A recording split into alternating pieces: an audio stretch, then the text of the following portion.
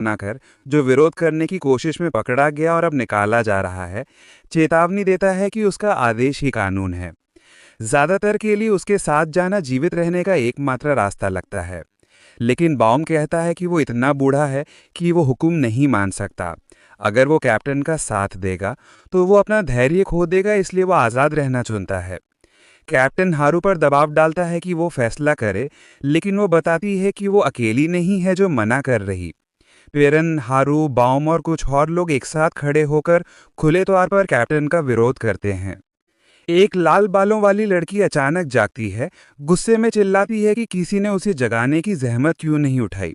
वो गाली देती है, कहती है कि वो वैसे भी यहाँ कभी नहीं रहना चाहती थी। जैसे ही घबराहट बढ़ती है, वो दावा करती है कि सब बर्बाद है, निशाना बनाए गए हैं और अब यातना दी जाएगी। इस बीच एक शांत शख्स उसकी चिंताओं को नज़रअंदाज करता है, यकीन नहीं करता कि चीज़ें इतनी खराब होंगी। लाल बालों वाली लड़की अनिश्चित होकर उसकी ओर देखती है, सोचती है कि क्या ये सच हो सकता है। शांत वाला बस मुस्कुराता है और मजाक करता है कि शायद वो भूखे मर जाएंगे या राक्षसों के हवाले कर दिए जाएंगे। उसका चेहरा पीला पड़ जाता है। वो सोचती है कि वो पागल हो गया है, लेकिन बाहर से अचानक तेज आवाज़ें तनाव को तोड़ देती हैं। एक लड़की भागकर बाहर जाती है, लेकिन एक आदमी उसे डांटता है जो बाउम से माफ़ी मांगता है कि उसने चीज़ों पर नज़र नहीं रखी। बाउम में घुटने पर बैठता है और लड़की को कहता है कि अपने पिता की बात सुनो, लेकिन वो बड़बड़ाती है और पैर पटकते हुए चली जाती है, चिल्लाती है कि वो उसका पिता नहीं है। वो जोर देती है कि उसका असली पिता अभी भी बाहर है, उसकी माँ के साथ उसे ढूंढ रहे हैं। वो साफ करता है कि वो उसका पिता नहीं है, बस कोई ऐसा शख्स है जिससे वो भागते वक्त मिली थी। वो बताता है कि जब वो अपने माता पिता से बिछड़ गई तो उसने तय किया कि वो उसकी देखभाल करेगा जब तक वो फिर से नहीं मिल जाते। जब एक और लड़का बीच में टोकता है, एक आदमी नियम बताता है। कैप्टन के आदेश से कोई भी कमरे से बाहर नहीं जा सकता और जो भी इसका उल्लंघन करेगा उसे सजा दी जाएगी, चाहे वो कोई भी हो। कोई और जोड़ता है कि बच्चा होने से उसे कोई रियायत नहीं मिलेगी। इस बीच लड़का इधर उधर देखता है, उस आदमी को ढूंढने की कोशिश करता है जिसने तस्वीर ली। कहीं और खाने का वक्त है। गार्ड खाना बांटते हैं, सख्ती से कहते हैं कि हर शख्स को सिर्फ एक भोजन मिलेगा। लाल बालों वाली लड़की विरोध करती है, शिकायत करती है कि उनके हिस्से बाकियों से काफ़ी छोटे हैं। गार्ड दोहराता है कि ये कैप्टन का आदेश है और जोर देता है कि उन्हें ज़्यादा की ज़रूरत नहीं क्योंकि वो अंदर फंसे हैं। लड़की के हाथ गुस्से से कांपते हैं और पास में कोई तनाव महसूस करता है, मुसीबत का अंदेशा करता है। सिमियन जिक्र करता है कि उसने चिकन कॉम को नहीं देखा। फुसफुसाहट फैलती है। सब चिकन कॉम को कैप्टन के दाहिने हाथ के रूप में जानते हैं, जो नियम तोड़ने, जहां चाहे वहां घूमने और अपनी ताकत से लोगों को डराने के लिए कुख्यात है। वो ऐसा शख्स है जो किसी को पीटते वक्त मुस्कुराता है। चिकन कॉम उसी वक्त वहां से गुजरता है जब छोटी लड़की ठोकर खाती है और उसका खाना उसकी बनियान पर गिर जाता है। वो उसे एक स्याह मुस्कुराहट देता है, चेतावनी देता है कि उसे परेशान करने का अंजाम पछतावा है और उसे अपने साथ आने को कहता है। लोग फुसफुसाते हैं, यकीन है कि वो बिना हिचकिचाहट एक बच्चे को चोट पहुंचा सकता है। लड़की कांपती है जब वो गुर्राता है कि इधर उधर भागना खतरनाक है और उसे अपने साथ चलने को आदेश देता है, लेकिन साफ है कि वो समूह की ओर जा रहा है। कोई हैरानी से पुकारता है। चिकन कॉम गार्ड की ओर मुड़ता है और एक एहसान मांगता है। लड़की को एक और भोजन दो। गार्ड हिचकिचाता है, उसे एक भोजन के नियम की याद दिलाता है, लेकिन चिकन कॉम उस पर छा जाता है और गार्ड का अपना भोजन मांगता है। वो उसे लड़की को दे देता है। गार्ड हैरान है, संदेह है कि चिकन कॉम के दिमाग में कुछ क्रूर है, शायद उसे सजा के तौर पर जबरदस्ती खाना खिलाने की योजना है।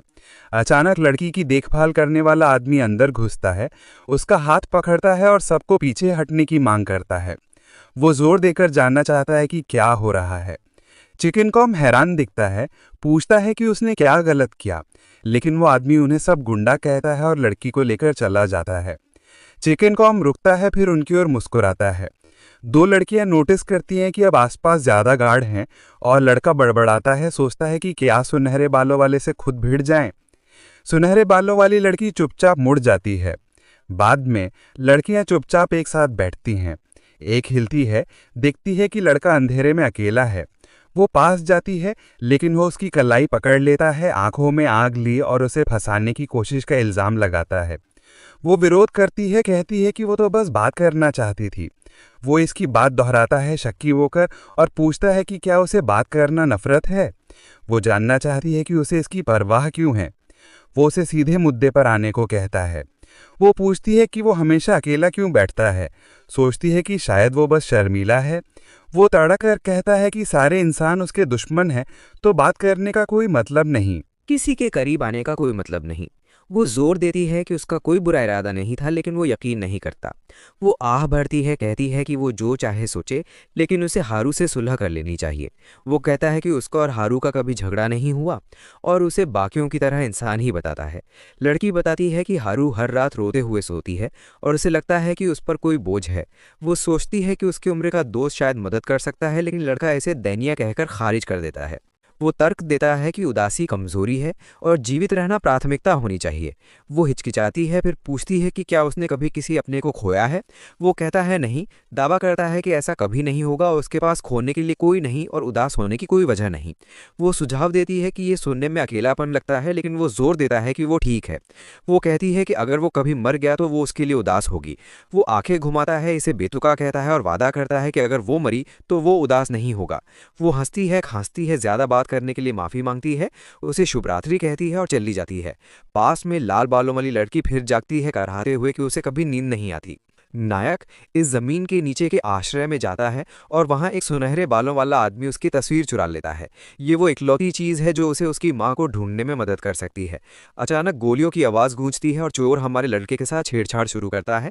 कहता है कि ये भागने की कोशिश की सजा है, लेकिन फिर निडर होकर उसकी ओर देखता है, कहता है कि तस्वीर नीचे फेंक दे और बस लड़ाई करे। सुनहरे बालों वाला कांपने लगता है, महसूस करता है कि नायक को सिर्फ उस तस्वीर की परवाह है, अपनी सुरक्षा की भी नहीं। वो गुस्से में कहता है कि पिरन को शायद एक और पिटाई की जरूरत है। तस्वीर को ऐसे पकड़ता है जैसे वो सोना हो। हमारा लड़का अपने पिता की पुरानी बात याद करता है कि लोग जन्म से बुरे होते हैं, लेकिन उसे कुछ छोटी छोटी दयालुता की यादें भी आती हैं। तभी पहले वाली लड़की हैरान देखते हुए दौड़कर आती है, जबकि बॉम उसका जायजा लेता है। जोर देता है कि उसे अपने घाव साफ करने होंगे। पैन को इलाज करवाने में कोई दिलचस्पी नहीं, लेकिन वो उस खाने को ले लेता है जो उसने उसके लिए बचाया था। जैसे ही वो उसे थैंक यू कहने वाला होता है, वो जोर से खांसने लगती है। बॉम कहता है कि उसे दवा की जरूरत है, लेकिन उनके पास कुछ नहीं बचा। वो चेतावनी देता है कि बिना दवा के हालात और बिगड़ जाएंगे, लेकिन वो जिद्दी होकर किसी को भी उसके लिए जोखिम लेने से मना करती है, भले ही खांसियों से तड़पाती हो। नायक बेचैन हो जाता है और पूछता है कि अगर दवा नहीं मिली तो क्या होगा। बॉम तुरंत जवाब नहीं देता, लेकिन इससे पहले कि वो कुछ कहे, गुंडे आ धमकते हैं। इस बीच तस्वीर वाला आदमी बड़बड़ाता है कि कैप्टन चाहता है कि वो इसे दिखाए, कामना करता है कि काश वो पिरन को मारकर ये सब खत्म कर दे। फिर बॉम को आदेश मिलता है कि वो तुरंत कुछ बाहरी लोगों की मदद करे। वो मना करता है, कहता है कि उसे किसी गंभीर मरीज की देखभाल करनी है और गुंडा सवाल उठाता है कि वो किसके साथ है। कमजोर हालत में वो लड़की कहती है कि वो खुद ऊपर जाकर दवा ले आएगी, लेकिन बॉम उसे मना करता है, चेतावनी देता है कि वो वहां तक नहीं पहुंच पाएगी। वो आगे बढ़ता है और कहता है कि वो उसके साथ जाएगा, लेकिन तभी गुंडा उसे चाकू मार देता है। एक विकृत मजाक करता है कि मदद करना कितना आसान हो सकता था। सब सदमे में है जब वो ढह जाती है। खून फर्श पर फैलता है। पिरिन महसूस करता है कि उसकी जिंदगी निकल रही है और फिर उसके घाव से एक अजीब ऊर्जा चमकने लगती है जो उसे पीछे धकेल देती है। वो सोचता है कि लोग कितने नाजुक हैं जब वो इस चमक को धड़कते और उसकी जिंदगी को फीका देखता है। उसके हाथ कांपते हैं जब वो उसकी ओर बढ़ती है और फुसफुसाने में कामयाब होती है, याद दिलाती है कि उसने कहा था कि अगर वो मरी तो उसे परवाह नहीं होगी। फिर उसका हाथ पूरी तरह से स्थिर हो जाता है। गुंडा अपना चाकू साफ करता है, जबकि बॉम उस पर चिल्लाता है, उसे बिना पलक झपकाए मता गिरने वाला राक्षस कहता है। हत्यारा इसे नजरअंदाज करता है, दावा करता है कि उसने बॉम को ऊपर जाने से बचाकर उसकी मदद की। वो कहता है कि एक मरती औरत के लिए वो एक डॉक्टर को नहीं खो सकते। पेरन वहां खड़ा रहता है जब गुंडा उसे ताना मारता है, पूछता है कि क्या वो अब डर गया है। हमारा लड़का चुप रहता है, लेकिन ऊपर देखता है। गुंडा अपने खूनी चाकू को लहराता है और तभी उसे एहसास होता है कि उसके पास तस्वीर नहीं है। पैन उसे जमीन पर देखता है, शायद उसने चाकू निकालते वक्त उसे गिरा दिया था। घुटनों पर बैठकर लड़का तस्वीर को देखता है, जबकि गुंडा उसे चढ़ाता रहता है, जानना चाहता है कि इसका मतलब क्या है। पैन और पास आता है और गुंडा मुस्कुराता है, पूछता है कि क्या वो आखिरकार लड़ने वाला है। तभी अचानक हमारा नायक झपड़ता है और उसे सीधे मारता है। सिपाही को पूरी तरह से चौंका देता है। गुंडा सख्त बनने की कोशिश करता है, पूछता है कि क्या पेरन इसे पीटने वाला है। इससे पहले कि वो प्रतिक्रिया दे पाए, उसे एक अचानक मुक्का लगता है, चाकू कमरे के उस पार उड़ जाता है। हमारा लड़का तेजी से हरकत में आता है, आगे बढ़ता है और उसे जमीन पर गिरा देता है। आदमी उठने की कोशिश करता है, लेकिन पेरन उसे फिर से नीचे पटक देता है, करहाते और अस्थिर। आदमी को शर्ट से पकड़ा गया है जबकि चाकू हवा में घूम रहा है। बिल्कुल सही टाइमिंग के साथ हमारा नायक उसे पकड़ता है, घूमता है और कमरे के उस पार फेंक देता है। चाकू गुंडे के गले में धंस जाता है और सब जम जाते हैं। वो कांपता है और दर्द से सिसकता है जबकि पैन चुपचाप खड़ा देखता है। वो याद करता है कि उसने कितनी आसानी से अपने दुश्मन पर हमला किया, महसूस करता है कि वो जवाब भी नहीं दे सका। हताश होकर वो धीमे से गाली देता है, कामना करता है कि काश उसने शुरू से ही तस्वीर ले ली होती। बड़बड़ाते हुए वो मानता है कि अगर उसने पहले हरकत की होती तो चीज़ें अलग होती। उसका दिल तेजी से धड़कता है, उसके चारों ओर स्याह ऊर्जा घूम रही है। फिर से चाकू उठाकर वो हमले की तैयारी करता है। तभी एक आवाज़ बीच में आती है, कोई चेतावनी देता है कि अब पीछे नहीं हटा जा सकता। हत्या के बाद बाउम पास आता है, उसके चेहरे पर चिंता लिखी है। नायक हिचकिचाता है, चेतावनी को खुद दोहराता है। गुस्से में वो सवाल करता है कि किसी को उस गुंडे की परवाह क्यों होगी। बाउम कहता है कि उसे असल में उसकी चिंता है। उसकी मुट्ठी कांपती है जब बूढ़ा आदमी पूछता है कि क्या हत्या वाकई ज़रूरी है। चुप और उलझन में पिन नीचे देखता है और मानता है कि इसकी कोई ज़रूरत नहीं। वो अपने पिता को याद करता है, कैसे किसी को अपंग करना ही डर पैदा करने के लिए काफ़ी है। लेकिन फिर उसे वो ताना मारने वाली आवाज़ सुनाई देती है जो उसे कमज़ोर होने का इल्ज़ाम लगाती है। वो कड़वाहट से हंसता है, पिरन पर डरने का इल्ज़ाम लगाता है। खुद को स्थिर करते हुए हमारा नायक तय करता है कि वो कभी इन लोगों जैसा नहीं बनेगा। भले ही दुनिया खत्म हो जाए, वो बिना ज़रूरत हत्या किए जीवित रहना चाहता है। वो चाकू नीचे फेंक देता है और बाउम का चेहरा राहत से चमक उठता है। मुड़ते हुए पौन जोर देता है कि ये बॉम्ब की वजह से नहीं, बल्कि इसलिए कि वो उस स्तर तक नहीं गिरना चाहता। वो मानता है कि हत्या का कोई असली कारण नहीं। अपनी गायब माँ के बारे में सोचते हुए, चाहे वो जिंदा हो या नहीं, उसे एहसास होता है कि वो ये नहीं चाहती होगी। वो खुद को मजबूत करता है और पीछे हटता है। मौका देखकर गुंडा हमला करता है, सोचता है कि अब जाके चाकू गया तो उसे मौका है। पिन तुरंत प्रतिक्रिया देता है, घूमकर और तेजी से कई प्रहार करके उसे नीचे गिरा देता है। जैसे ही वो पिटे हुए आदमी के ऊपर खड़ा होता है, एक और बचा हुआ तस्वीर उठाता है। पैन तीक्ष्णता से पूछता है कि वो क्या कर रहा है। वो आदमी बड़बड़ाता है कि ये जरूरी होगी, फिर उसे अटपटे ढंग से साफ करके उसे सुरक्षित रखने को कहता है। और लोग एक ढके हुए शरीर के आसपास जमा हो जाते हैं। बॉम्ब नोटिस करता है कि हारू और छोटी लड़की गायब हैं। बेबी सिटर याद करता है कि वो बाथरूम गई थी और कहता है कि अच्छा हुआ कि उन्होंने ये हंगामा नहीं देखा। एक बचा हुआ बताता है कि पिरन ने जब चाहा तो रुक गया, जबकि वो लड़ाई खत्म कर सकता था। लेकिन हमारा लड़का कंधे उचकाता है और कहता है कि उसकी कोई चीज बंधक थी। वो आदमी मजाक उड़ाता है, इसे कागज का टुकड़ा कहता है, लेकिन पैन की नज़र सख्त हो जाती है जब वो जोर देता है कि ये मायने रखता है। कमरा खामोश हो जाता है जब वो एक सवाल उठाता है। तस्वीर उठाकर वो समझाता है कि वो जानना चाहता है कि तस्वीर में वो फूल कहाँ उगता है। लोग इसे देखते हैं लेकिन मानते हैं कि उन्होंने इसे पहले कभी नहीं देखा। लाल बालों वाली लड़की पूछती है कि क्या उसे पता है कि तस्वीर कहाँ ली गई थी, और वो कहता है कि इसीलिए तो पूछ रहा है। बेबी सिटर टिप्पणी करता है कि इंटरनेट अभी काम करता तो आसान होता, लेकिन अब उनके पास सिर्फ वही है। कोई सिंगल क्लू नहीं। बम पूछता है कि ये क्यों मायने रखता है, और पिरान बिना किसी हिचक के कहता है कि वो वहां जाने वाला है। चारों तरफ फुसफुसाहट शुरू हो जाती है। चिंता की लहर दौड़ पड़ती है। बम चेतावनी देता है कि ऊपर जमीन पर मॉन्स्टर्स के साथ सरवाइव करना इम्पॉसिबल है। लेकिन हमारा हीरो पक्का इरादा रखता है कि वो जिंदा रहेगा और अपनी मां को ढूंढ लेगा। छायाओं में कैप्टन बड़बड़ाता है कि जब से ऑर्डर्स को इग्नोर किया गया, चीजें और बदतर होने वाली हैं। अचानक एक भयानक जानवर धड़ाम से नीचे गिरता है। मलबा चारों तरफ उड़ने लगता है। सीन शिफ्ट होता है एक खाली सबवे एंट्रेंस की तरफ, जहां जोन बी और एग्जिट साइंस लगे हैं। पूरी तरह सुनसान। कोई चिल्लाता है कि अब इतनी गर्मी है कि असली खाना पकाया जा सकता है। एक बंदा दूसरे से कहता है कि आग को हवा दे, लेकिन वो सिर्फ कंधे उचकाता है और कहता है, मैं बिजी हूं भाई। कदमों की आवाज गूंजती है जब एक छोटी सी लड़की गुस्से में अंदर दौड़ती हुई आती है। पूछती है, कोई फ्लश क्यों नहीं करता। हारू समझाता है कि टॉयलेट सब काम नहीं करते। तभी एक आदमी आता है, बेसब्रा। कहता है कि वो लोग इतना टाइम क्यों ले रहे हैं, उसे इन्हें वापस भेजना है। हैरी उसे बेचैनी से इधर उधर हिलते देखता है। बस हर किसी की तरह सरवाइव करना चाहता है। आग के पास दो लोग खाना पका रहे हैं। एक चालाकी से पिछले झगड़े का जिक्र करता है और चुपके से बर्तन में कुछ डाल देता है। दूसरा नोटिस करता है और सवाल करता है, लेकिन उसे कहा जाता है, बस हिलाते रहो। उसे यकीन नहीं कि उसने सचमुच कुछ देखा। अचानक बर्तन जोरदार धमाके के साथ फट जाता है। दोनों हैरान रह जाते हैं। पत्थर गिरते हैं, छत फट जाती है और एक विशाल पेड़ जैसा प्राणी दीवार तोड़कर अंदर घुस आता है। उसका विशाल मुंह उन लोगों के ऊपर मंडराता है। वो डर से जड़ हो जाते हैं। कैप्टन फर्श पर पड़े गोरे गुंडे के शरीर को देखता है। वो खुद से बड़बड़ाता है, सोचता है कि वो सही था। ऐसे लोग हर जगह हैं। यादें दौड़ने लगती हैं कि ऐसे कुछ लोग सिर्फ मास्क पहने हुए मॉन्स्टर्स हैं और अब असली मॉन्स्टर्स उनके बीच घूम रहे हैं। पीछे अजीब प्राणी झुंड में घुसने लगते हैं। कोई चिल्लाता है कि कैप्टन को सावधान रहना चाहिए, चेतावनी देता है कि वो लड़का जितना वो सोचते हैं उससे कहीं ज्यादा ताकतवर है। कैप्टन इसे इग्नोर करता है और पीछे धकेल दिया जाता है। पेरान अपनी जगह पर डटा रहता है, उसकी आंखें तेज। लीडर उठता है, बाकियों को कमजोर कहता है और हमारे लड़के से आंखें मिलाता है। वो कहता है कि उसे कमजोर लोगों की सलाह की जरूरत नहीं, वो चाहता है पेरान को। वो उसे उस घमंडी चेहरा साफ करने को कहता है और वादा करता है कि दिखाएगा कि बॉस कौन है। आगे बढ़ते हुए वो सोचता है कि क्या वो आखिरकार उसे इस लड़के के अंदर का सच दिखेगा। दोनों एक दूसरे को घूरते हैं, टेंशन बढ़ता है, लेकिन अंधेरा चारों तरफ घेरने लगता है। उसमें कुछ हिलता है। कैप्टन की आंखें चौड़ी हो जाती हैं जब उसे एहसास होता है कि वो पिरान को नहीं देख रहा, बल्कि पिरान उसे देख रहा है। अंधेरा मरोड़ खाता है, दांत चटकते हैं और अचानक उसे समझ आता है कि देखा जा रहा है वो खुद। घबराहट में कैप्टन ढह जाता है, चीखता और तड़पता हुआ। उसका क्रू उसका नाम पुकारते हुए दौड़ता है, लेकिन वो जवाब नहीं देता। हमारा हीरो वहां खड़ा है, आंखें चमक रही हैं और कमरे में सन्नाटा छा जाता है।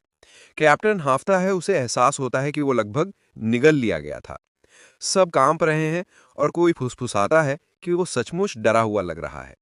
अचानक एक आदमी चीखता है, अपना चेहरा पकड़कर मदद की गुहार लगाता है। खून बहने लगता है, वो तड़पता है, चिल्लाता है कि उसे कुछ दिखाई नहीं दे रहा। लोग डर से बड़बड़ाते हैं जब वो खून से लथपथ ठोकर खाता है। कहता है कि वो तो बस सो रहा था। वो कहता है कि उसका सिर फट रहा है, कुछ अंदर फैल रहा है। अपने सिर को पकड़कर वो गलियारे में ठोकर खाता है, दर्द की शिकायत करता है, जबकि सब डर से देख रहे हैं, सोच रहे हैं कि क्या वो मॉन्स्टर बन रहा है। वो अपने सिर को नोचता है जब तक कुछ फट नहीं जाता। वो चीखता है जब काले तंतु बाहर निकलते हैं, उसका शरीर मरोड़ खाता है। उसके चश्मे टूट जाते हैं, उसका सिर इधर उधर हिलता है और बचे हुए लोग चीखते हैं जब तंतु बाहर निकलते हैं, लोगों को चुभते हैं। कैप्टन उसे पकड़ता है, खींचकर दूर करता है और क्रूर ताकत से उसे तोड़ देता है। मॉन्स्टर पीछे गिरता है, अंग उड़ते हैं। वो बार बार प्रहार करता है, उसे कुचलता है जब तक वो हिलना बंद नहीं कर देता। जमीन पर तड़पता हुआ सब हैरान है। कोई फुसफुसाता है, कैप्टन ने एक मॉन्स्टर को मार डाला। वो पूछता है कि ये कहां से आया। बचे हुए लोग उसे हीरो कहकर जश्न मनाते हैं, जबकि एक आदमी कहता है कि उसे हमेशा उस पर यकीन था। पेरान बस चुपचाप गहरी नजरों से देखता है। कैप्टन पसीने से तर घूरता है। पास में एक महिला मुस्कुराती है और कहती है कि वो जिंदा है। तभी एक भारी मेटल हैच धड़ाम से खुल जाता है। हैच और चौड़ा होता है। सबका ध्यान उस अंधेरे रास्ते की तरफ जाता है जो नीचे की ओर जाता है। छायाओं से एक और घिनौना प्राणी रेंगता हुआ बाहर आता है, फर्श पर घसीटा हुआ, और सबको डर से जमा देता है। वो उठता है, टेढ़ी मेढ़ी टांगों और चमकती आंखों के साथ उन पर छा जाता है, बचे हुए लोगों को डर से पंगु कर देता है। हैच फिर से खुलता है और सब नीचे इकट्ठा होते हैं। बंकर में जिंदगी कुछ समय से शांत थी। लोग लगभग भूल गए थे कि डर कैसा होता है, लेकिन जब एक शख्स चुपके से पीछे हटा है, टेंशन गाढ़ी हो जाती है, यादें उमड़ पड़ती हैं। खून से सने बचे हुए लोग, वो सीन जिन्हें कोई याद नहीं करना चाहता। सब चाहते हैं कि वो उन मॉन्स्टर्स को भूल जाएं जो सैनिकों को चीर रहे थे, लेकिन वो तस्वीरें दिमाग में जली रहती हैं। अब एक घिनौना जानवर जिसमें एक विशाल आंख और टेढ़े मेढ़े दांत हैं रेंगता हुआ ऊपर आता है, उन्हें याद दिलाता है कि भूलना कभी ऑप्शन नहीं था। प्राणी अंदर कदम रखता है और अफरा तफरी मच जाती है। चीखें धक्का-मुक्की भीड़ में कुचले हुए बड़ी। कैप्टन सबको चिल्लाकर लड़ने को कहता है, उसकी आवाज हंगामे को चीरती है। चेहरे घूमते हैं, भागने और डटकर मुकाबला करने के बीच फंसे हुए। एक कुल्हाड़ी पकड़कर वो ऐलान करता है कि इस बार कुछ अलग होगा। सिर्फ एक मॉन्स्टर है, अगर वो एकजुट रहें तो जीत सकते हैं। कुछ को याद आता है कि उसने पहले भी ऐसा एक प्राणी हराया था और वो सहमत होने लगते हैं। वैसे भी अब भागने की कोई जगह नहीं बची। पहली बार जब से सब शुरू हुआ, एक रैली बनती है। वो हिम्मत जुटाते हैं और पूछते हैं कि अब क्या करना है। लेकिन तभी कैप्टन की नाक से खून बहने लगता है। उसका चेहरा भावहीन हो जाता है। भीड़ बेचैनी से इधर उधर हिलते देखता है। कोई उसे छूने की कोशिश करता है। वो आगे ठोकर खाता है। फिर उसके मुंह और सीने से काले तंतु फटकर बाहर निकलते हैं। उसका शरीर सबके सामने मरोड़ खाता है। हाँफने की आवाज़ें फैलती हैं। लोगों को याद आता है कि उसने पहले मॉन्स्टर को कथित तौर पर मारा था, लेकिन एक महिला सच चीख कर बताती है वो रीजनरेट कर रहा है। डर हावी हो जाता है। ये चीज़ें मरती नहीं। अब तंतुओं ने कैप्टन को पूरी तरह जकड़ लिया है। वो दीवारों को तोड़ता हुआ निकलता है। तबाही बाहर की ओर फट पड़ती है। मलबा बरसता है, खून छलकता है। लोग टुकड़ों में बंट जाते हैं। एक लड़की चीखती है जब एक जानवर उसे पकड़ता है, बाकियों को कुचल देता है। प्राणी पीड़ितों को उठाता है, तब तक निचोड़ता है जब तक खून नहीं छलकता। लाशें एक भयानक ढेर में जमा हो जाती हैं। गलियारा एक कसाई खाना बन जाता है। कोई मदद की भीख मांगता है। दूसरा चिल्लाता है, ये अंत है। उसे यकीन है कि मॉन्स्टर्स अब किसी भी सेकंड में और इन घुस आएंगे। बम बेबी सिटर को पकड़ता है जो घबराहट में है, क्योंकि छोटी लड़की अभी भी बाहर है। वो चेतावनी देता है कि अगर मॉन्स्टर्स ने स्टेशन तोड़ दिया तो शायद वो जा चुकी है। यह एहसास उसे तोड़ देता है। वो ढह जाता है, निराशा में हाथ बढ़ाता है, जबकि एक और बचा हुआ शख्स मुड़कर चला जाता है। हंगामे के बीच पेन गलियारे में तेजी से दौड़ता है। उसकी आंखें जल रही हैं। बम हुआंग चिल्लाता है, जबकि बाकी लोग हिचकिचाते हैं। कुछ जड़वत, कुछ उसके पीछे दौड़ते हैं। हमारा लड़का आगे बढ़ता है। दरवाजे पर बचे हुए लोग देखते हैं कि बम एक हाथ उठाकर उसे रोकता है। पेन आगे कदम बढ़ाता है। उसकी नज़र तेज और चमकती हुई। वो अपना हाथ उठाता है और सीधे आगे इशारा करता है। कमरे में सन्नाटा वजन की तरह छा जाता है। अंदर स्लाइडिंग दरवाजों के पास खून के गड्ढे में एक लाश पड़ी है। कमरे में 3 बच्चे एक साथ सिकड़े हुए हैं। उनमें से एक कांपते हुए फुसफुसाती है कि उसे कितना डर लग रहा है। हारू अपनी उंगली उसके होठों पर रखता है। सबको चुप रहने को कहता है। चेतावनी देता है कि कोई भी आवाज़ उन्हें पकड़वा सकती है। सबसे छोटा बच्चा सिसकता है, डरा हुआ। हारू चुपके से माफ़ी मांगता है, स्वीकार करता है कि वो अभी किसी की रक्षा नहीं कर सकता। वो बताता है कि इस हंगामे ने उन्हें छिपने की जगह दी, लेकिन अगर कोई उन्हें ढूंढ ले तो सब खत्म। छोटी लड़की उसकी आस्तीन पकड़ लेती है और एक पल के लिए हारू हैरान दिखता है, लेकिन फिर वो पिरान की आंखों से मिलता है, लड़की को पकड़े रहने देता है और धीमे से कहता है कि वो पास रहे। पास में एक घायल आदमी मरी हुई लाश को घूरता है, डर से पूछता है कि अब क्या करें। हारू कहता है, उन्हें भागना होगा। वो घबराता है, जोर देता है कि जाने के लिए कोई जगह नहीं बची, लेकिन हारू हकलाते हुए कहती है कि जिंदा रहना ही अब सब कुछ है। अपनी हिम्मत जुटाते हुए हारू कहती है कि वो बस बैठकर मरने का इंतजार नहीं कर सकते। वो पक्का इरादा रखती है कि वो बच निकलेगी। उसकी ये दृढ़ता देखकर वो आदमी बड़बड़ाता है, इसके पास जिंदा रहने की कोई मजबूत वजह जरूर होगी। अचानक सब ठिठक जाते हैं जब दरवाजे में एक मॉन्स्टर चमकती लाल आंखों के साथ नजर आता है। वो घबराकर चिल्लाता है, भागो। गोरा लड़का डर से कसकर पकड़ लेता है जब वो जानवर आगे बढ़ता है। वो आदमी तेजी से आगे दौड़ता है, उस प्राणी से टकराता है, उसे जकड़ लेता है और बाकियों से कहता है कि भाग जाएं, क्योंकि उसके पास जिंदगी में कुछ बचा नहीं, लेकिन वो चाहता है कि बाकी जिंदा रहें। हारू छोटी लड़की को पकड़कर भागती है। उसकी चीख पीछे गूंजती है, जबकि वो आदमी लड़ता रहता है, चिल्लाकर कहता है कि उसके बलिदान को न भूले। अचानक आग की लपटें भड़क उठती हैं। जब और बचे हुए लोग दौड़ कर आते हैं, एक और मॉन्स्टर को चाकू मारकर और कुचलकर खत्म करते हैं। गोरा लड़का हैरानी से रुक जाता है जब एक औरत बार बार उस प्राणी में चाकू घोंकती है, लेकिन वो प्राणी फिर से अपने आप को जोड़ने लगता है। कोई चीखता है, ये रीजनरेट कर रहा है। औरत गाली देती है और पीछे हटती है। यकीन हो जाता है कि वो जीत नहीं सकते। इसी बीच पिरान चुपचाप आगे बढ़ता है। बाकी लोग घबराते हैं, पूछते हैं कि वो क्या कर रहा है। चेतावनी देते हैं कि लड़ने से बस लोग मरते हैं, लेकिन उनके बावजूद हमारा लड़का तेजी से आगे बढ़ता है। वो औरत समझ जाती है कि वो सचमुच लड़ने का इरादा रखता है। सोचती है कि शायद इसके पास डेथ विश है, क्योंकि कैप्टन भी एक को नहीं हरा पाया था। मॉन्स्टर चीखता है और झपटता है, लेकिन पिन नीचे झुकता है, उसे पकड़ता है और जोर से खींचता है। हड्डियां चटकती हैं। वो आगे उछलता है, ऊंचा कूदता है और झुककर जमीन पर उतरता है। सब अविश्वास में घूरते हैं जब वो अपने नंगे हाथों से मॉन्स्टर के तंतुओं को चीर देता है। जानवर तड़पता है, लेकिन हमारा हीरो शांत रहता है, उसे टुकड़े टुकड़े कर देता है। बम और वो औरत हैरान होकर देखते हैं। वो औरत बड़बड़ाती है, कोई बात नहीं, कैप्टन ने भी पहले एक को मारा था। लेकिन और भयानक चीजें छायाओं से रेंग कर बाहर आ रही हैं, गुर्राती हुई। फिर भी पिरान अडिग खड़ा रहता है, बिना डरे। उनकी आंखों में आंखें डालता है। जब वो झपटते हैं, वो तेजी से आगे बढ़ता है और एक विशाल मॉन्स्टर के मुंह पर जोरदार प्रहार करता है। एक और झपटता है, लेकिन वो उछलता है, नीचे उतरता है, उसे पकड़ता है और चीर देता है। उसके प्रहारों से तंतु टूट कर बिखर जाते हैं। बम और वो औरत यकीन करते हैं कि वो खत्म हो गया, लेकिन पिरान बिना चोट के बाहर निकलता है, चारों तरफ तड़पते अंगों से घिरा हुआ। बम हैरानी में बड़बड़ाता है कि ये लड़का अभी भी जिंदा है, और वो औरत कुछ बोल ही नहीं पाती। भले ही मॉन्स्टर्स बार बार रीजनरेट कर रहे हों, सब देखते हैं कि हमारा लड़का अपनी जगह पर डटा रहता है। वो गहरी सांस लेता है। उसके पिता के शब्द गूंजते हैं। हर जीवित चीज का एक सोर्स होता है जो उसे जिंदगी देता है। उसकी याद में एक चमकता फूल कौंधता है और उसके पिता की आवाज दोहराती है, सोर्स को नष्ट कर दो।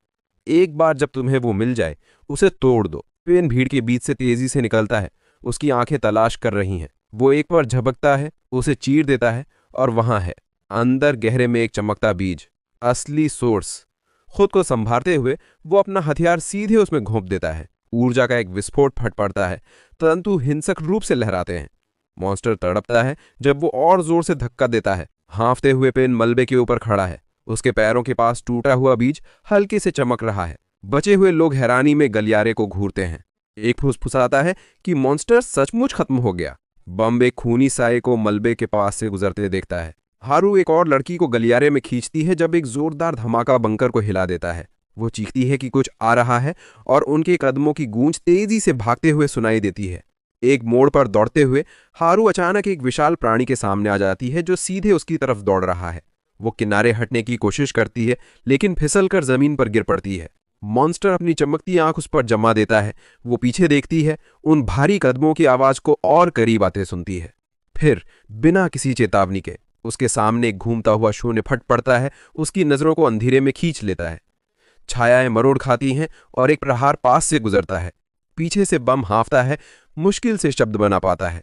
हारू वापस ग्रुप में ठोकर खाती है, जिंदा, बिना चोट के। कमरे में राहत की लहर दौड़ जाती है, लेकिन वो वहां कांपते हुए खड़ी है, हैरानी में बड़बड़ा रही है। तभी कोई चिल्लाता है कि छोटी लड़की गायब है।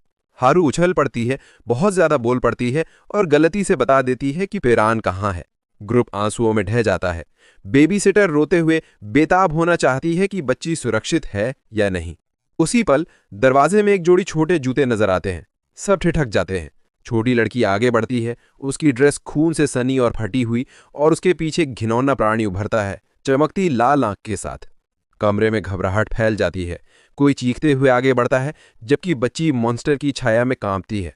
इससे पहले कि वो हमला करे, चिकन कॉम्ब अचानक प्रकट होता है। वो पिन को किनारे सरकाता है, जानवर के सामने डट जाता है और चेतावनी देता है कि पीछे हट जाए, वरना वो आंखों को निशाना बनाएगा। प्राणी रुकता है, फिर धीरे धीरे पीछे हटता है जब चिकन कॉम्ब उसे वहीं रुकने का आदेश देता है। उसे यकीन नहीं कि वो डर से हटा, इसलिए वो अपने कान तेज करता है किसी हलचल की आवाज सुनने के लिए। वो बताता है कि वो सिर्फ इसलिए सुरक्षित हैं क्योंकि बाहर कुछ हो रहा है। बाहर हमारा लड़का एक मॉन्स्टर को जमीन पर पटक देता है, बड़बड़ाता है, ये दो गए लेकिन और पहले से ही करीब आ रहे हैं। एक और झपटता है, जोरदार प्रहार करता है और वो तैयार हो जाता है। 3 और चारों तरफ घेर लेते हैं। पिन सोचता है कि अगर इतने ज्यादा ना होते तो वो इलाके को साफ कर सुरक्षित बना सकता था, लेकिन अब सिर्फ सर्वाइवल ही उसका टारगेट है। छिपने की कोई जगह नहीं। वो जानता है कि एक गलती उसे खत्म कर सकती है और बदतर और प्राणी किसी भी सेकेंड में प्रकट हो सकते हैं। थका हुआ हमारा हीरो दूसरा शेल्टर ढूंढने के लिए भागने पर विचार करता है, लेकिन तभी उसे ख्याल आता है अगर वो चला गया तो अंदर सब लोग मर जाएंगे। वो सोचता है कि उसे इसकी परवाह क्यों करनी चाहिए, लेकिन फिर वो उस लड़की को याद करता है जिसे चाकू मारा गया था और उसके आखिरी शब्द। ध्यान भटकने से वो अपनी गार्ड नीचे डाल देता है। एक मॉन्स्टर उस पर वार करता है, खून छलकता है और वो अपनी चोट पकड़कर ढह जाता है। वो नजर उठाता है जब एक साया उस पर मंडराता है। चिकन कॉम्ब वहां है। वो फाइटर उसे बताता है कि बाकियों ने सब कुछ समझा दिया है और उसे पता है कि पिरान इन प्राणियों को मार सकता है। वो पूछता है कि वो कैसे मदद कर सकता है। बेबी सिटर उसकी ढाल छीन लेती है, गोता लगाने को तैयार, जबकि छोटी लड़की चुपचाप देखती है। पिन धीमे से बड़बड़ाता है। उसे अभी भी समझ नहीं आता कि ये लोग उसकी मदद क्यों करना चाहते हैं। चिकन कॉम्ब बस कंधे उचकाता है जैसे ये जाहिर सी बात है। सब जिंदा रहना चाहते हैं। बेबी सिटर कहती है कि अगर हमारा लड़का हार गया तो उनके पास कोई चांस नहीं बचेगा, इसलिए उसका साथ देना ही एकमात्र ऑप्शन है। वो अपना हाथ बढ़ाता है। पिन हिचकता है, फिर सिर हिलाता है, उन्हें डिस्ट्रैक्शन क्रिएट करने को कहता है। उसे लगता है कि जब सर्वाइवल ही सबको एकजुट रख रहा है तो धोखा देने की संभावना कम है। एक मॉन्स्टर झपटता है और चिकन कॉम्ब और बेबी सिटर दोनों उसे रोकने के लिए आगे बढ़ते हैं। हमारे हीरो को एक तंग मौका देते हैं, भले ही वो घायल है। चिकन कॉम्ब उस जानवर पर चिल्लाता है, वही डिस्ट्रैक्शन जो पिन को चाहिए था। वो तेजी से आगे बढ़ता है, अपने पहले टारगेट पर वार करता है और मॉन्स्टर के चमकते कोर को तोड़ देता है जो जंगली ऊर्जा से धड़कता है। प्राणी रोशनी की किरणें छोड़ता है जिससे उसे बचने और झुकने के लिए मजबूर होना पड़ता है, लेकिन वो पीछे नहीं हटता। हमले के बीच से गुजरते हुए वो उसे पकड़ता है और घुमाता है जब तक कि कोर पूरी तरह से खुल नहीं जाता। वो चिल्लाता है कि उसे आखिरकार कमजोर जगह मिल गई। झपटते हुए वो चूक जाता है। जैसे ही मॉन्स्टर एक विनाशकारी धमाका चार्ज करने लगता है, किरण छूटती है, लेकिन बेबीसिटर अपनी ढाल ऊपर उठाती है, उसे रोकने के लिए जोर लगाती है। वो पल काफी है। पिरान फिर से फोकस करता है, अपने प्रहार को कोर में घोंप देता है और उसे तोड़ देता है। जानवर ढह जाता है। बम इकरार करता है कि वो सबको धीमा कर देगा और लाल बालों वाली लड़की भी सहमत होती है, खासकर जब चारों तरफ लाशें तड़प रही हैं। कोई पास के मॉन्स्टर पर चिल्लाता है, कहता है कि कैप्टन मर चुका है। बेबी सिटर पीछे मुड़कर पिरान की हालत देखती है, लेकिन वो बस अपने पैरों के पास टूटे हुए कोर की तरफ इशारा करता है। चिकन कॉम एक सबक मांगता है तो हमारा लड़का समझाता है, हर मॉन्स्टर की एक कमजोर जगह होती है, बस तुम्हें उसे ढूंढना है। एक और बचा हुआ अभी भी है, वो मॉन्स्टर चीखता है। Stick to distracting. चिकन कॉम बिल्कुल पीछे नहीं हटता और खुद को फिर से लड़ाई में झोंक देता है, जबकि पिरन मानता है कि बैकअप के साथ लड़ना कहीं ज्यादा आसान होता है। ब्रूजर को जोरदार धक्का लगता है क्योंकि पिरन एक और क्रिएचर को चीरते हुए निकल जाता है। फिर वो अचानक रुक जाता है, एक और प्रेजेंस महसूस करके। कमरे के दूसरी तरफ एक सर्वाइवर फंसी हुई है। टेंड्रिल्स उसे जमीन से चिपका कर रखे हुए हैं। ठीक उसी पल जब हरू और बाकी लोग पहुंचते हैं और उसे संघर्ष करते देखते हैं, वो मॉन्स्टर चटकने लगता है और मुड़ने लगता है। उसका रूप और भी खतरनाक हो जाता है। जमीन पर एक खूनी हाथ फड़फड़ाता है और फिर स्थिर हो जाता है जैसे ही ट्रांसफॉर्मेशन पूरा होता है। पास में एक लाश हिलती है और एक छायादार आकृति मैंगल डंगों के साथ बाहर निकलती है, हरू और एक दूसरे सर्वाइवर के ऊपर मंडराती हुई। वो खुद को संभालती है क्योंकि उसके जबड़े उसके चेहरे से सिर्फ कुछ इंच दूर चटकते हैं। बाल बाल बचती है। क्रिएचर फिर से झपटता है, लेकिन पिरन बीच में आ जाता है और आखिरी पल में उसे काट कर मार गिराता है। हरू विस्मय से देखती रह जाती है क्योंकि हमारा लड़का भारी भरकम उतरता है, खून बह रहा है, थका हुआ है, लेकिन फिर भी मॉन्स्टर के ग्लोइंग कोर को मजबूती से पकड़े हुए है। उसकी रोशनी पर आंखें टिकी हुई हैं। बायोम उसके पास दौड़ता है, जोर देता है कि उसे तुरंत इलाज चाहिए और बाकी लोग मदद के लिए इधर-उधर भागते हैं। बाद में पिरन पट्टियों में लिपटा हुआ जागता है, हरू पास में बैठी हुई। बायोम राहत की सांस लेता हुआ। बिना हिचकिचाहट के हमारा प्रोटैगनिस्ट पट्टियां फाड़ देता है। उसके घाव गायब हो चुके हैं, पूरी तरह ठीक। बायोम उसका हाथ पकड़ लेता है, हैरान। पिरन पूछता है कि दूसरा लड़ाका बच पाया क्या, और एक परिचित आवाज जवाब देती है, जिंदा है। चिकन कॉम मुस्कुराता है, अपनी टफनेस पर डींग मारता हुआ। वो कंधे उचकाता है, कहता है कि उसने मदद इसीलिए की क्योंकि वो चाहता था, भले ही कोई बुदबुदाए कि वो बैड गाइज जैसा दिखता है। वो एनफोर्सर सिर्फ हंसता है, जोर देता है कि वो किसी की ऑर्डर नहीं मानता। हरू जम्हाई लेती है, जबकि एक और आवाज कमेंट करती है कि वो कितना शेडी लगता है, लेकिन चिकन कॉम बस मुस्कुराता है, कहता है अपीयरेंसेस मायने नहीं रखते, ये उसका स्टाइल है। पिरन हरू की तरफ मुड़ता है, पूछता है कि वो अभी भी यहाँ क्यों है, जबकि उसे चोट भी नहीं लगी। वो तीखे स्वर में जवाब देती है, पूछती है कि तू क्या करेगा इसके बारे में, फिर मानती है कि वो वरीड थी। बायोम बीच में टोकता है, याद दिलाता है पिरन को कि हरू उसके घावों की